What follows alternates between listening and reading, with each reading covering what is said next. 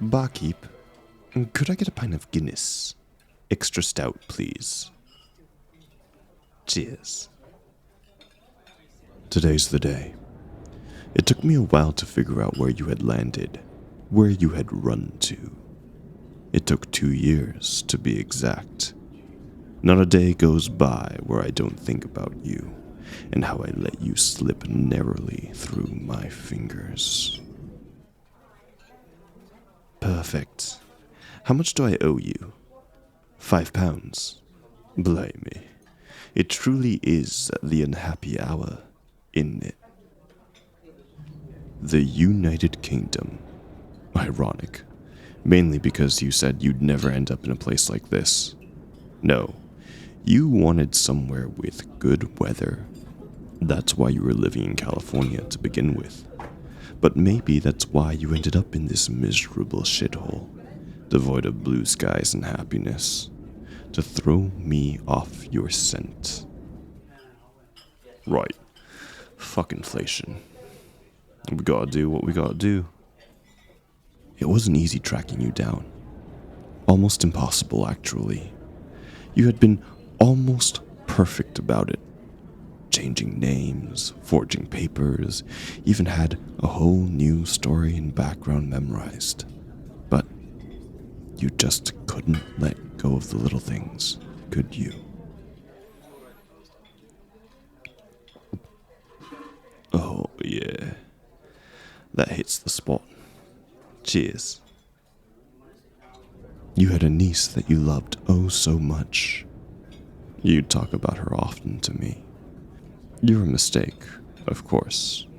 But then, how were you to know that I'd use that information for my benefit? You've been sending her money for years, trying to build a fund for her to go to university. Granted, the stupid girl was splurging the funds you gave her. That unappreciative little brat. That's the only reason I kept tabs on her. Because I didn't want you to be taken advantage of. Honestly, you should be thanking me for looking out for you. But you, with your golden heart, didn't want to believe me. In fact, you seemed angry that I would look into her. I guess that's what got you started on the whole investigation about who I am and the things I had done to get close to you. My mistake. I'll have to protect you silently. Keep you safe from the dangers of the world without your knowledge. Being the wonderful, beautiful person you are, I knew you wouldn't give up on your niece, even after you changed your identity. All I needed to do was to apply some pressure to get her to sing. It didn't take much, really. That brat had no loyalty towards you. Never did. And now that she's taken care of, you won't have to worry and waste a portion of your hard-earned money every few weeks. I just funnel it into a savings account so I can return it to you when the time's right. It's a bit empty in here tonight, isn't it? Slow Friday night. Been rough since the pandemic. Sorry to hear that. Hope business picks up soon. Say, that person that just walked in, who are they? And there you are. Right on time after leaving your shit job and into this shit watering hole. Huh. They got a drink of choice? Indian Pale Ale. Alright. Could you send them one for me? Indian Pale Ale. Nothing wrong with it, of course. I just remember you enjoying a few finer things in life, like wine. I guess you are in hiding, so you can't really afford to live too well, I suppose. Oh, if you'd only let me change that for you. Hello. Sorry, I didn't know if that was too forward. I just happened to notice you come in and asked the barkeep if you were a regular. It's very nice to meet you. The name's Mark. Might I know yours? We both know that's not your name. A pretty name, but nowhere near as wonderful as your real name. I'll play along, for now, even though the thought of using a name that is not yours is nauseating. Where am I from? Right here in London. Born and raised, I'm afraid. You don't recognize me, and why would you? The extent of the reconstructive surgery I had to undergo after you slashed my face open was humiliating. But nothing was more humiliating than the fact that you got away from me. Why did you run? Weren't you happy with me? Didn't I give you everything you ever wanted? No. I can't think about that right now. Focus, Percy. Focus on the task at hand. I seem familiar. In a good or bad way. Well, for instance, familiar can be warm and comforting. It can bring thoughts of childhood or parental care. But then again, familiar can also remind you of traumatic times in your past. So, what kind of familiar? You don't know. Well, I do hope it's positive. I do plan on leaving a positive impression, after all. I'm so tempted to tell you who I am. Wrap my arms around you and hold you close. Tell you that everything is going to be alright and you don't have to worry anymore. But I know you wouldn't like that. You need time to adjust. If you don't mind me saying, you don't sound like you're from around here. An expatriate. Come here for a spouse's job. Oh. Unattached then. Lucky me. Oh, apologies. Was that too cheeky? This is familiar. It reminds me of the days that we first met. Our first dates in that crappy boba cafe I used to work at. It's been so many years since then, and I've grown so much more sophisticated. I want to show you that I can be better for you this time. I will be better for you this time. What industry do you work in, if you don't mind me asking? Education. That's wonderful. Nothing quite as underappreciated as the ones who will mold the minds of our future. You always cared about kids. Always wanted to be a teacher. If anything is positive from this whole ordeal, I'm glad that you've become a teacher, even if it's under an alias with false credentials. Do I want kids? That's quite the bold question, isn't it? What makes you think I don't already have some? Because I'm handsome. Now that is quite the assumption that every family man begins to let themselves go. One that I can't help but agree with.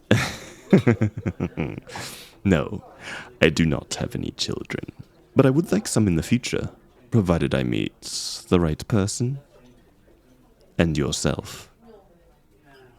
One or two. That sounds lovely. Liar.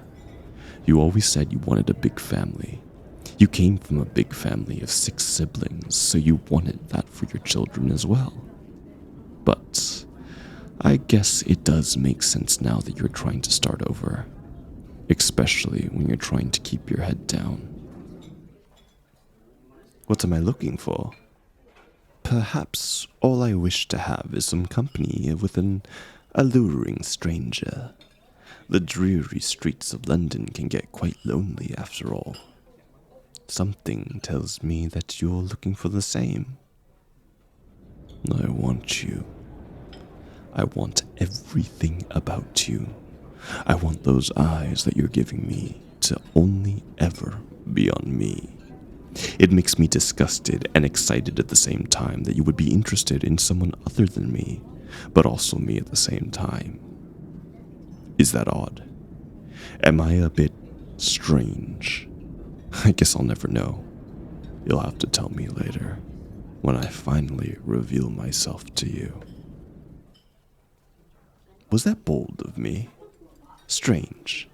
And here I thought you were the forward one with your questions about children. Though, I will say that we should probably get to know each other a bit more before making those kinds of plans.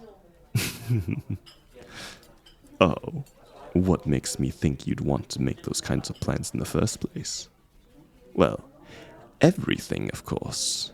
From the way that you hold my eye contact with a small shake in your pupils, the way your shoulders relax every time I speak, the hint of the smile playing on your lips. Am I correct to assume that you might be a bit interested?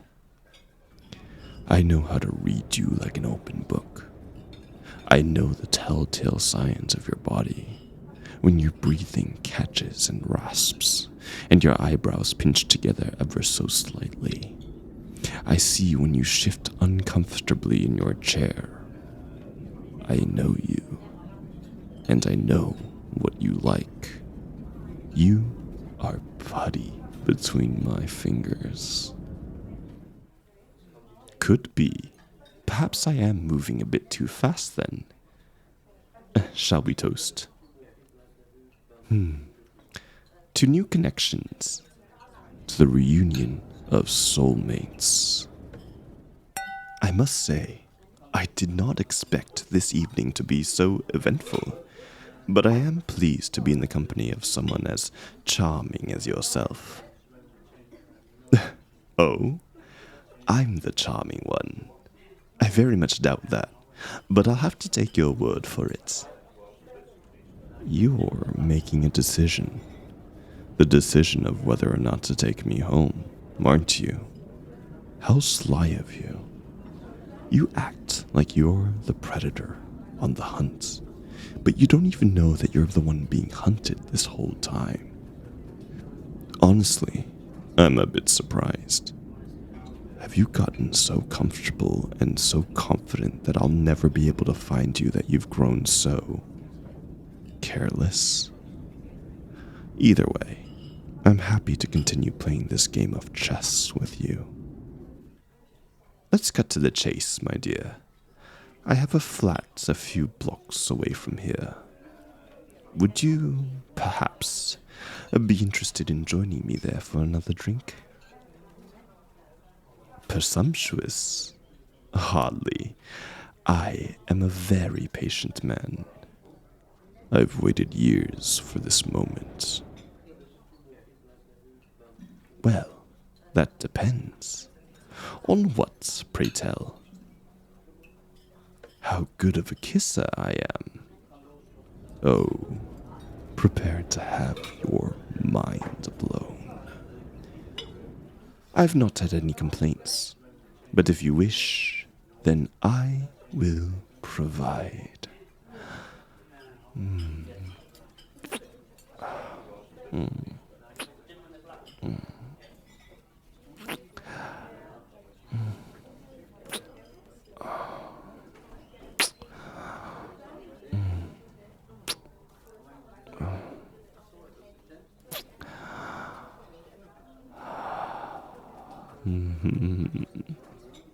You look a bit breathless, my dear. Well then, allow me to lead the way. To be together again. Just me and you.